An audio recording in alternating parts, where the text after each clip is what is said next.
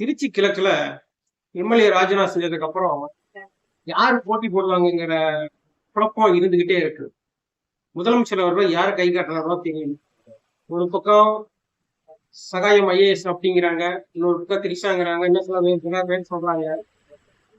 ஆனா கரூர்ல தோல்வி அடைஞ்ச மதியழகன் அவரை தான் திருச்சி கிழக்குல நிறுத்தணும். அதுதான் நியாயம். ஏன்னா கரூர்ல 41 பேர் இறந்ததுக்கு அப்புறம் கட்சியை சார்ந்த முக்கியமான நிர்வாகிகள் அத்தனை பேருமே விட்டு விலகிட்டாங்க, ஓடிட்டாங்க. யாருமே இல்லை கூட. ஆதவ அர்ஜுனா, நிர்மல்குமார், புஷி ஆனந்த், அப்புறம் அந்த ரமேஷ், அப்புறம் லைலாமணி, ராஜ்மோகன், யாருமே இல்லை.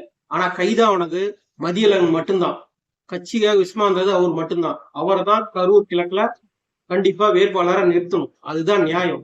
வேட்பாளர் நிறுத்தி உள்ள அமைச்சரா உட்கார வைக்கணும்.